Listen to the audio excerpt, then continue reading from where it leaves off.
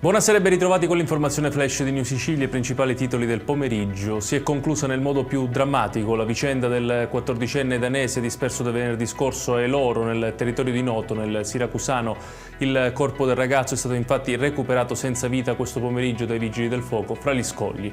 Il giovane, in vacanza con la famiglia, era scomparso mentre faceva il bagno con un'amica coetanea.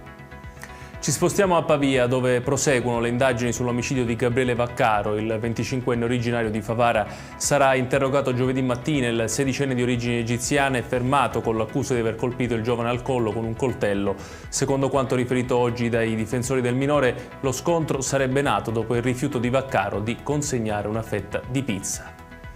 Adesso a Licata, nell'Agrigentino, dove i carabinieri hanno arrestato un 32enne accusato di tentato omicidio e incendio doloso aggravato ai danni di una donna di 84 anni. Secondo la ricostruzione degli inquirenti, l'uomo avrebbe appiccato il fuoco all'abitazione dell'anziana nella notte tra il 12 e il 13 aprile scorso per motivi ancora da chiarire. L'anziana è riuscita a salvarsi, ma l'appartamento risulta attualmente inagibile.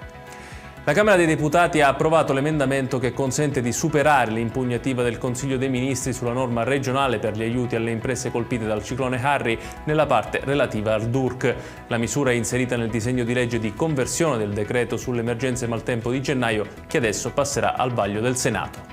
E chiudiamo con il dietrofront di Manlio Messina, ex vice capogruppo di Fratelli d'Italia alla Camera e ora nel gruppo misto, che ha annullato la conferenza stampa in cui aveva annunciato rivelazioni pesanti sul suo addio al partito. La motivazione, spiegata dallo stesso Messina, è quella di non voler offrire un vantaggio alla sinistra.